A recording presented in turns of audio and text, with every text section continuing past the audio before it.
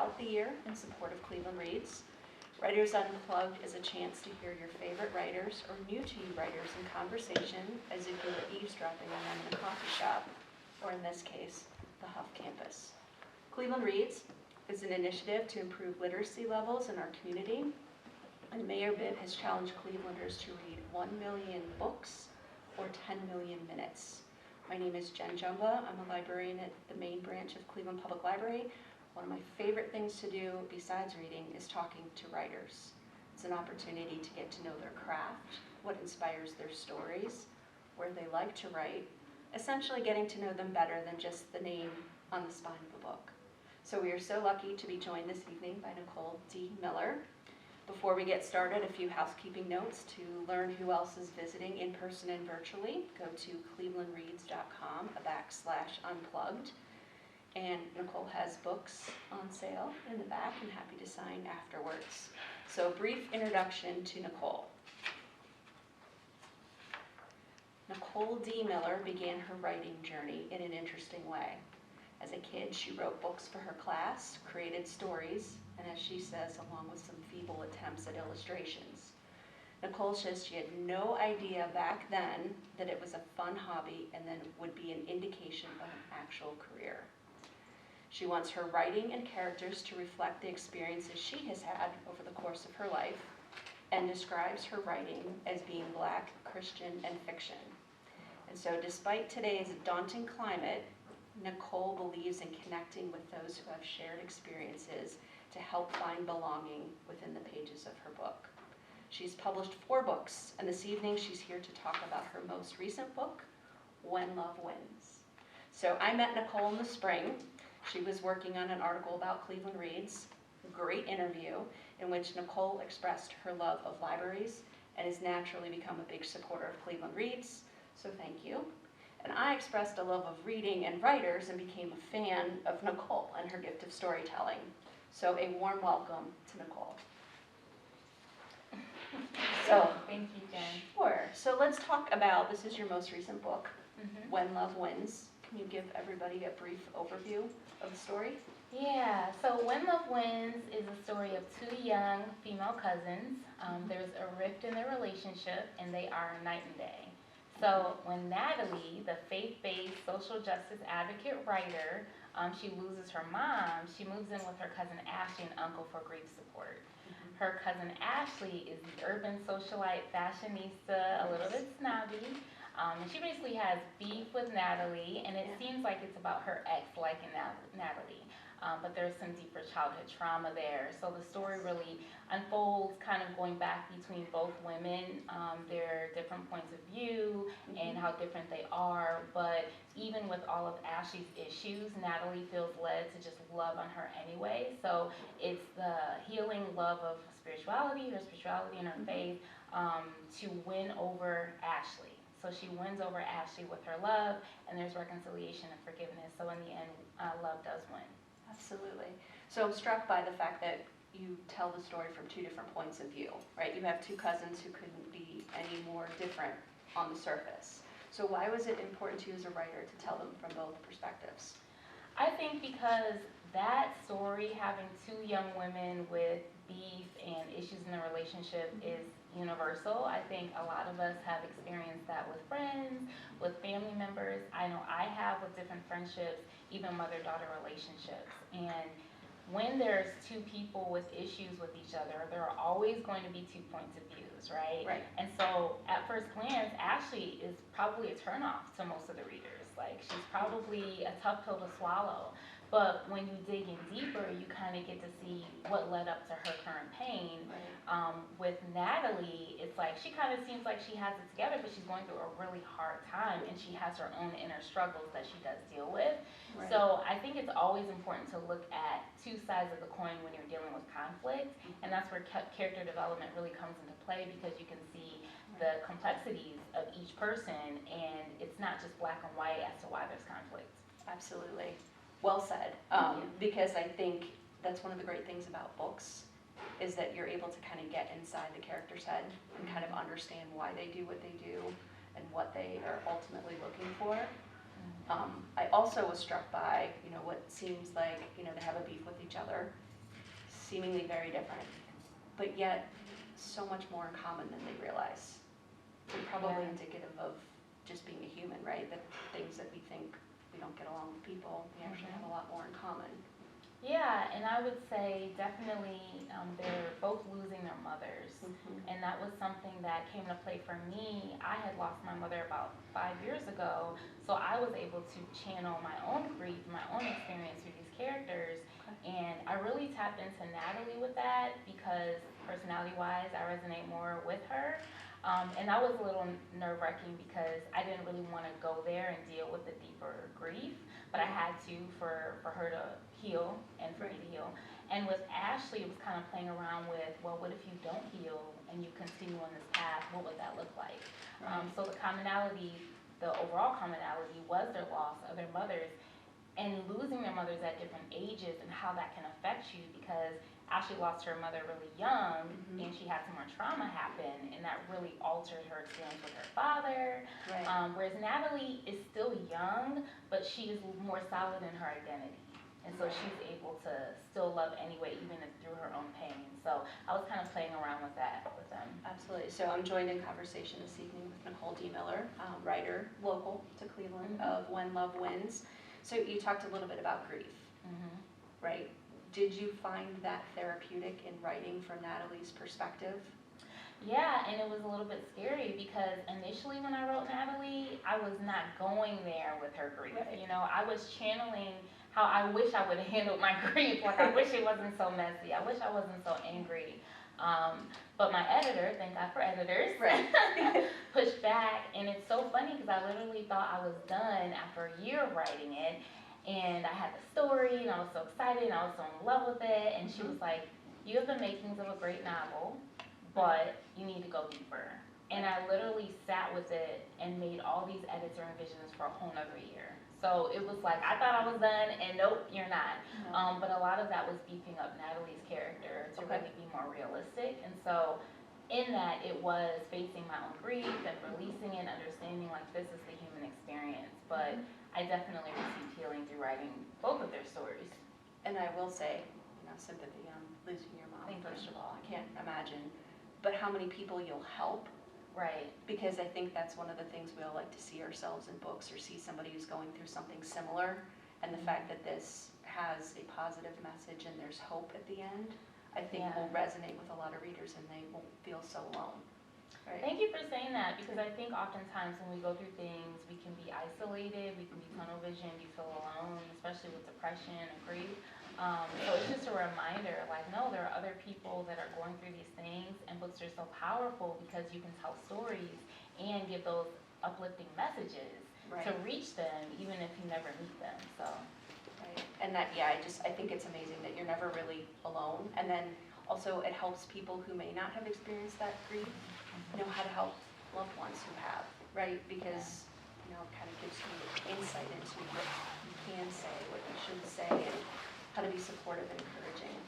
Yeah, and I think about Natalie's character where she struggled with her friends not really being there in the way that she needed them to be. And again, they're all younger, so when you're younger, you don't get it all the time. Or even if you're older and you've never been in that situation, you don't get it. There's a lot of things people say that are not helpful during those times. So how many times we've said, let me know what you need, and it's like, gosh, you're going to make me do something else. Like on top of the grief, I got to tell you what I need. Yeah, I have a friend that's going through a tough season, so every now and then I just check in and I just say, just thinking about you, and I can do this for you. So sometimes that's all that you can do. Right. But it's nice to see it in a book, and knowing that this book is going to help so many more people who may not all reach out to you, but know that that positive message in the world makes a difference. Thank you, and that's really just a reflection of my life. It's like I've had such beautiful people in my life. Some of them are here tonight. I've been loved so well, so even with the hardships of life, I can never deny I'm loved. So I really intend to release that in my writing. All the things that I've experienced, my friends have experienced as far as being encouraged, being loved, uplifting each other through community and faith. I want people to know that there's light in the midst of darkness. Absolutely. Sometimes I think it's Rumi that says, sometimes if all you see is darkness, perhaps you are the light. That's deep. I like it. Right? Yes. I might steal it. No, I'm not.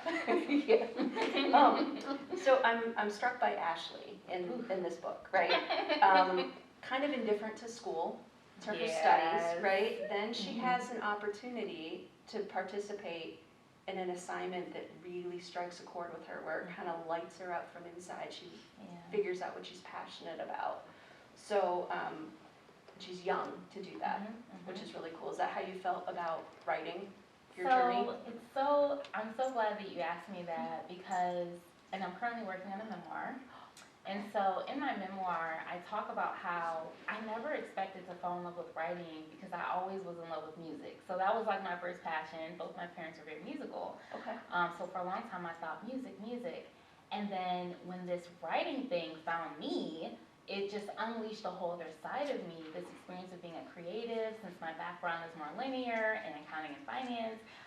So being a creative was a whole nother thing, and being a creative writer, right? Because my first two books were nonfiction. So stepping into the creative writing field, it's just like you're discovering your whole identity. And I would run home, even from a night out with friends, and just write, or I would write for 8 hours all day. Like, I couldn't get enough of When Love Wins. Like, I was falling in love with it. Just so you know. And other people who read it, I'm going to find the same thing, right? And hope that it continues. So when you said that writing found you, can you expand on that a little bit more for those of us? Yeah, because I feel like it was a step-by-step journey. So about 12 years ago, I started blogging, when blogging was a thing, like how podcasting is now, that's how blogging was. Yeah. And really it was just I had so much downtime at work and in my career, and I was frustrated and stuck. And I remembered, I love people's stories. Like, I forgot as a kid, I was just this avid reader devouring books because I love stories. And so blogging was that. I got to look into people's lives, right? Right. And then I started my own blog, and then I ended up writing a blog about heartbreak, healing from heartbreak. Yes. And I got such a wide response, and I just felt like I was like, this is your book. And I'm like, my book? Like, I'm writing a book? But it just all came together, it spilled out of me, and there were so many doors that opened just from that opportunity. Okay. And then the following year, I wrote the sequel, How to Overcome Heartbreak Stories That Heal, and I was like dabbling into a little journalism, which I do now, but I didn't then. Yeah. And so I interviewed other people's stories, my mom's story is in that book, which is beautiful, that I got to capture that and share more for myself. And then I had a roommate who was a writer, and she actually shared a short story with me. And it was like the light bulb went on. Like, I could write short stories? Like, that was never on my radar. Right. And then Lit Cleveland, I don't know if you're familiar with them, they had a workshop on short story writing, and that is where I wrote my very first short story featured in Urban Stories called Elisa. I started it at a workshop with Lit Cleveland. And then all of a sudden, the creative writing gifts started flowing out. And the first 3 stories in Urban Stories was around that time. And then when I got hit with grief after my mom, I literally didn't write for 3 years. Like, I couldn't. You know, my grief was tied to my creative gifts, my intimacy with God, and I just couldn't go there. But it was during the pandemic, 3 years later, that I was like, let me just see, what these stories are about, because I had nothing else to do. And so I just started writing, and because of George Floyd, there were opportunities for unagented Black authors to get their works produced, and it kept coming to me, and I was like, let me get this book done so I could submit to see if I can get picked up. Right. And I didn't get picked up, but I knew it was just a sign, because it was like, well, you can publish, you've already published, right? So I just feel like once I produced Urban Stories, I had already felt a tug to just go hard and just be 100% in. That's awesome. And that's when I went a whole 100% in, where I was like, all right, let's just see what's on the other side of this. And that's when I fell in love with purpose. Yeah. Well, thank goodness for being open to those gifts, right? So many times things smack us in the face in life, right? And we're not always open to receiving that message. So I'm joined by local writer Nicole D. Miller, and we're like absolutely thrilled to hear the story, right? The story behind the story. So you've written a couple nonfiction, you've written some fiction, you've written short stories. Yes. It's a great thing. It's actually harder to write short stories, I think. You think? I used to write commercials before I became a librarian, and so like we used to always say if I had more time it would be shorter, because you're so careful with each word choice, right, to make sure it has that impact. Yeah. So how do you approach writing? Because you do so many different types, from the blog, nonfiction, short story, novel. Hopefully this continues. Yes. So it's interesting because, there are 2 types of writers. There's the outliner, and there's the free writer, or the fly by the seat of your pantser, right? Yes. So I'm a pantser. No way. Yes. Wait a second, let's Okay. back up. You have a linear background in I accounting, know, and you're a pantser. I am. I thought for sure I would have pegged you I as an know. outliner with that kind of a background. Everything has to Mhm. balance and check in each Yeah. little cell. Well, you do that on the editing, so that's the thing. Okay. Being a pantser means you just vomit it all out, and then That a ugly first lot draft? of yes, a Right. lot of editing on the back end. Hence, I spent a year editing When Love Wins. But for me, I'm intentional because I am so type A and linear. Writing is my free space. It's like, let me just take off this cape of doing all the things that are hard and the perfectionism and all of that, and let me just be, and let me just flow, and let me just tap into my creator and the subconscious. Like, I don't want to control, because I spend so much time controlling. And even being an independent author, I still have to do a lot of administrative things. I do Absolutely. a lot of marketing and promo, and so the infrastructure of my businesses, I have multiple businesses, Yes. requires all of that. So my writing is my worship time. It's like I can just be free and create. That's awesome. Yeah. Do you have a favorite time of day that you like to write, or a favorite place that you enjoy writing? So I love writing in my home. Okay. My home is like my sanctuary, and it is like a writer's home. I have a little cute black cat, and so I will light my candles, play my lo-fi chill hip-hop music, and have my little cat and a glass of wine or a cup of coffee, and I'm good to go, and I will be lost in that space. But for me, because I am pursuing this full time, I have flexibility with my schedule. Okay. So it depends on if I'm in a writing season. So with When Love Wins, my friends didn't hear from me for a while for that first year. I was just like off the face of the planet. Right. But when I'm done writing, like I can have more flexibility in my schedule. Now I'm in another writing season because I'm working on a couple of book projects right now, Okay. along with the other things I do. So it just depends on the season I'm in, but I can get up at 3 in the morning and just start writing for 4 or 5 hours, and then go to bed at like noon, and then wake back up at 3 and do it again. So I can have really weird hours, and I call them creator hours, because that's what it'll be for like months. There's something really great though about waking up that early in the morning when it's dark and it's quiet and there's a stillness that isn't like any other time of the day. Yeah, and I feel like my spirit is just more awakened to the eternals, and I'm able to release things that I'm not consciously I think we block ourselves, and so when I'm in those spaces where it's like the middle of the night, I just feel more spiritually awakened to truth that I can release in my writing. Absolutely. Well, it shines through in When Love Wins. Where do you get the ideas for your story? I know you talked about this as a little bit with your grief and your mom, but like, how do you, if you're a pantser, do you sit down and go, okay, this is going to be a short story, or like this is the nugget of an idea, something that resonated with you that you want to explore further? How does that happen? So I will say those writing workshops that Lit Cleveland does, and I'm involved in other writing workshops, are great because they give you prompts. Yeah. Because normally I'll just sit and like, whatever comes out. But with those prompts, especially with Lit Cleveland, last year I took a great workshop on fiction writing, and I got at least 5 different beginnings of short stories. Okay. And so I have fleshed those out, and I've submitted them to like online journals, and I got posted on someone's website for one. So those have been awesome, Other than that, because most of what I'm getting right now is through Devin's Cafe, which is a series. So When Love Wins was inspired by Devin's Cafe in Urban Stories. And so some of those characters popped up in Urban Stories, and I put them back in When Love Wins as side characters, but now I'm fleshing out full novels for those characters. So I am sticking to that, but there is another novel on my heart that's inspired by a short story that I wrote in Lit Cleveland's workshop. Okay. So I'm joined by local writer Nicole D. Miller. Latest book published is When Love Wins. So speaking of Devin's Cafe, right? There are a lot of reasons why a reader picks up a book, right? And there's typically 4 things that people look for. And normally we have a preponderance of one of them. Whether people read for character, which is kind of what I am, which is why I like the book so much.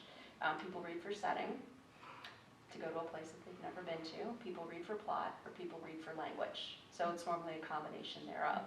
So one of the things I was struck by in this book is Devin's Cafe, and how it became its own character. And I don't know if that was intentional or not, but it had a very strong sense. And then of course I craved coffee. And so I was reading the book, and every time it was like, okay, let's go make another, right?